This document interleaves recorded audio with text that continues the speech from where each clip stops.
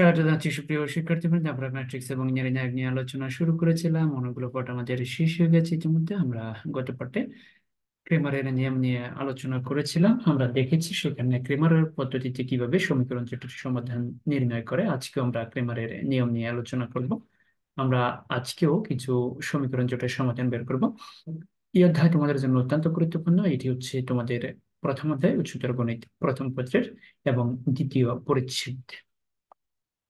দেখো, আমরা আজকেও ক্রেমারের নিয়মের সমাধান করব। ক্রেমারের নিয়মের আরেক নাম হচ্ছে নির্ণায়ক পদ্ধতি। সেখানে আমরা দেখতে পাচ্ছি এম নামক একটা ম্যাট্রিক্স, এক্স ইকুয়াল একটা ম্যাট্রিক্স এবং M T X equal to একটা ম্যাট্রিক্স দেওয়া আছে।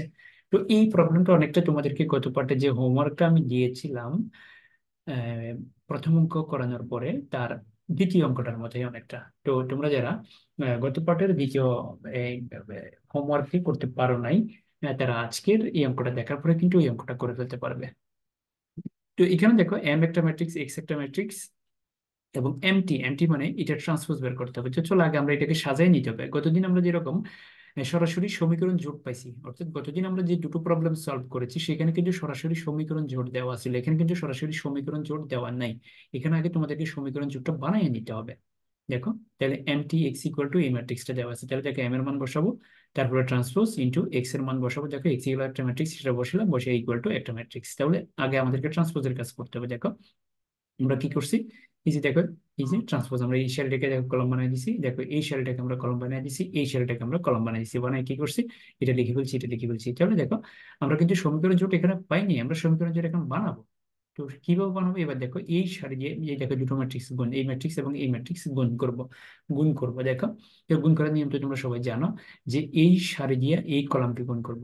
দেখো, তাহলে এই সারি দিয়ে এই কলামকে গুণ, দেখো গুণ করলে কত হবে, দেখো 2x - 2y + 3z। দেখো এই প্রথম সারি দিয়ে প্রথম কলামকে গুণ। এবার দেখো সারি, এখানে দেখো প্রথম সারি দিয়ে কলাম তো একটাই, তাহলে একটা কলামকে গুণ করে ফেলছি। এবার আসলে দ্বিতীয় সারি দিয়ে এই কলামটাকে গুণ দেখি, তাহলে কত হবে, এক্স প্লাস 2y + 0। দেখো জিরো দিয়ে জেড এর গুণ করলে 0 হবে।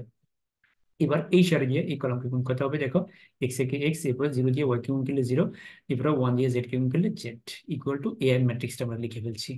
তো ম্যাট্রিক্সের গুণ নিয়ে কিন্তু আজকে আমরা বিশেষ ভাবে কোনো আলোচনা রাখছি না, কারণ ম্যাট্রিক্সের গুণ নিয়ে আমরা অনেক কথা বলেছি, অনেক ধরনের প্রবলেম আমরা ম্যাট্রিক্সের গুণ সংশ্লিষ্ট কিন্তু আগে করেছি 1A-তে।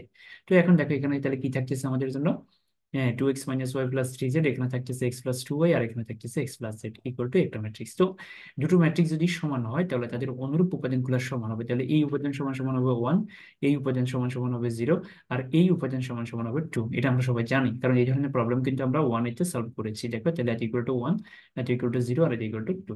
এবার এই যে দেখো, আমরা গত পার্টে যে প্রবলেম গুলো সলভ করেছি সেগুলো কিন্তু এরকম ছিল, অর্থাৎ এরকম সমীকরণ জোট দেওয়া ছিল। আজকে সমীকরণ জোটটা দেওয়া নাই, আজকে সমীকরণ জোট আমরা বানিয়ে নিছি। তাহলে এই কাজটুকু আমাদেরকে কিন্তু বাড়তি করতে হয়েছে, এই কাজটুকু, এইটুকু কাজ আমাদেরকে বাড়তি করতে হয়েছে, মনে রাখবে এই কাজটুকু আমাদেরকে বাড়তি করতে হয়েছে, সমীকরণ জোট বানিয়ে নিতে হবে। তাহলে এই প্রবলেম গুলো কিন্তু অনেকবার বোর্ড পরীক্ষায় এসেছে, তোমাদের জন্য কিন্তু এই ধরনের প্রবলেমই বেশি ইম্পর্টেন্ট। তো চলো এবার আমরা সমীকরণ যেটা সমাধান করা দেখবো ক্রেমারের নিয়মিত। বাকি অংশটা একদম ইজি, কারণ বাকি অংশ কিন্তু আমরা গত পাঠে দেখেছি। তাহলে প্রথমে আমাদেরকে কি করতে হবে, প্রথমে আমাদেরকে ডেল বের করতে হবে। চলো ডেল বের করা দেখি। তো ডেল বের করতে হলে কি করতে হবে, যে এক্স এবং এক্স ওয়াই জেড এর সহগ নিয়ে যে নির্ণয়টা গঠিত হবে সেটা হচ্ছে ডেল। দেখো, তাহলে দেখো এই যে এক্স এর সহগ হচ্ছে 2, এক্স এর সহগ হচ্ছে 1, এক্স এর সহগ হচ্ছে 1। দেখো এরপরে দেখো ওয়াই সহগ হচ্ছে -2, আমি গত পাঠেই বলছি মাইনাস, এগুলো মাইনাস হিসাব করতে হবে। ওয়াই সহগ হচ্ছে কত, -1। এরপরে দেখো ওয়াই সহগ হচ্ছে কত, 2। এখন দেখো এখানে কিন্তু ওয়াই নাই, হ্যাঁ গো, এই সমীকরণটাতে কিন্তু ওয়াই নাই, তাহলে ওয়াই সহগ হবে 0। মনে রাখবেন, যার যেটা নাই তারপরে তার সহগ কিন্তু 0 হবে। ঠিক আছে, কিভাবে আসো, এখানে জেড এর সহগ হচ্ছে 3, এখানে দেখো জেড নাই, তাহলে জেড এর পরে দেখো এই সমীকরণে কিন্তু কোনো জেড নাই, তাহলে জেড এর সহগ হচ্ছে 0, আর এই যে এখানে দেখো জেড, জেড এর সহগ হচ্ছে 1। মনে রাখবে তোমরা। তাহলে আবারও বলতেছি আমি, এক্স এর সহগ হচ্ছে 2, এখানে এক্স এর সহগ হচ্ছে 1, এখানে এক্স এর সহগ হচ্ছে 1। এরপরে দেখো ওয়াই সহগ হচ্ছে -1, দেখো ওয়াই সহগ হচ্ছে 2, এরপরে দেখো এখানে কিন্তু ওয়াই নেই, ওয়াই সহগ হবে 0। এরপরে দেখো জেড এর সহগ হচ্ছে 3, এরপরে দেখো এখানে কিন্তু জেড নেই, তাহলে জেড এর সহগ হবে 0, আর এই যে এখানে দেখো জেড, জেড এর সহগ হবে 1।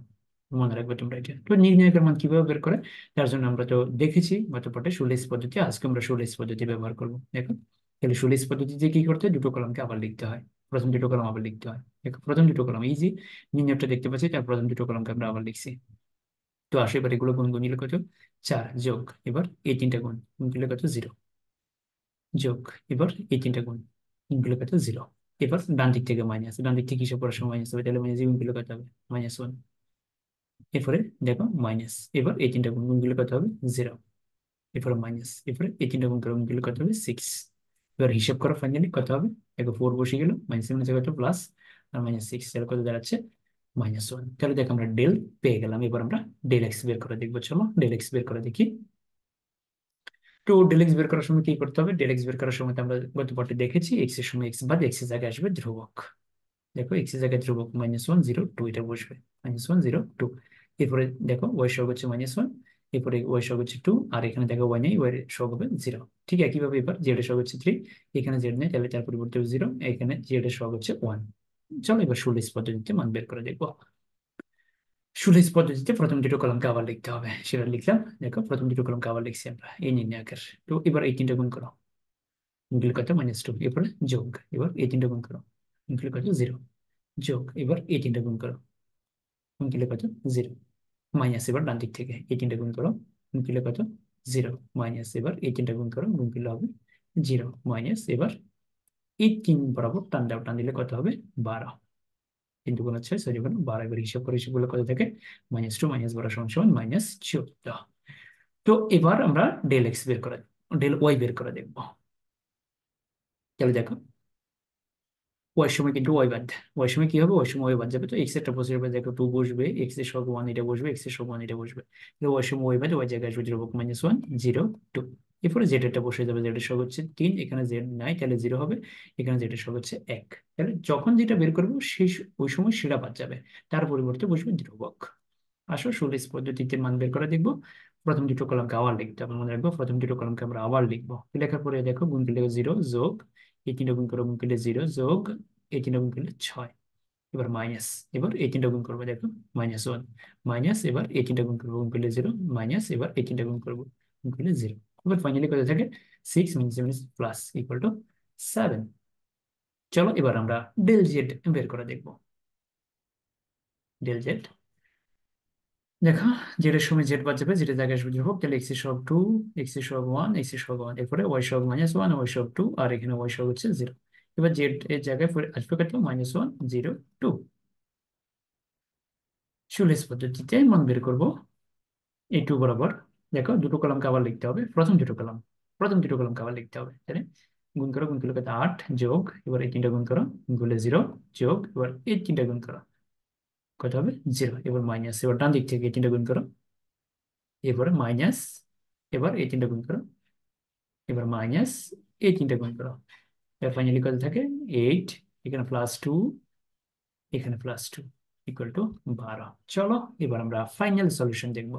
তাহলে এক্স ইকুয়াল, দেখো -2y -1, এরপরে দেখো y, del y by del equal to -7, এরপরে দেখো del z by del equal to -12। দেখো তাহলে নির্ণয় সমাধান হচ্ছে এক্স ইকুয়াল হচ্ছে 14, ওয়াই এর মান হচ্ছে -7, আর জেড এর মান হচ্ছে -12। আমরা আমাদের কাঙ্ক্ষিত সমাধান পেয়ে গেলাম। তো এই অঙ্কটা করতে একটু বেশি সময় লাগলো আমাদের, কারণ হচ্ছে এখানে আমরা সমীকরণ জোট কিন্তু গঠন করেছি, এখানে কিন্তু প্রশ্নে সমীকরণ জোট দেওয়া ছিল না, মনে রাখতে হবে তোমাদেরকে। তো তোমাদের জন্য এর আলোকে একটা হোমওয়ার্ক রেখেছি, অবশ্যই তোমরা এটা সলভ করবা। দেখো এই যে পি এর একটা ম্যাট্রিক্স, কিউ একটা ম্যাট্রিক্স, আর একটা ম্যাট্রিক্স হলে পিটি আর ইকুয়াল কিউ থেকে প্রাপ্ত সমীকরণ জোটকে নির্ণায়ক পদ্ধতিতে সমাধান করো। এই প্রবলেমটা তোমরা অবশ্যই সলভ করবা, তার সমাধান আমি দিয়ে দিয়েছি, x equal 1, y equal 2, z equal 3।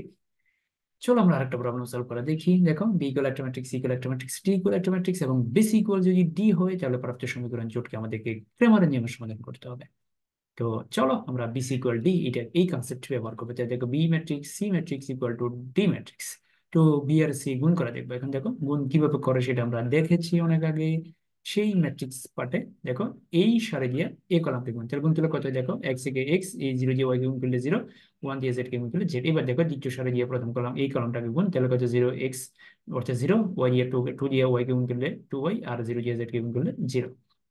এবার দেখো 3 দিয়ে এক্স এর গুণ করলে 3x, 0 দিয়ে ওয়াই কে গুণ করলে 0, 1 দিয়ে জেড কে গুণ করলে জেড ইকুয়াল টু একটা ম্যাট্রিক্স। তাহলে দেখো ফাইনালি কি থাকতেছে আমাদের জন্য, এক্স প্লাস জেড, আর এখানে থাকে 2y, এখানে থাকে 3x plus Z equal to, দেখো একটা ম্যাট্রিক্স, দুটো ম্যাট্রিক্স যদি সমান হয় তাহলে তাদের মধ্যে উপাদানগুলো সমান হবে। তাহলে দেখো এই উপাদান সমান হবে 1, দেখো এই উপাদান সমান হবে 1, এই উপাদান সমান হবে 2, আর এই উপাদান সমান হবে 1।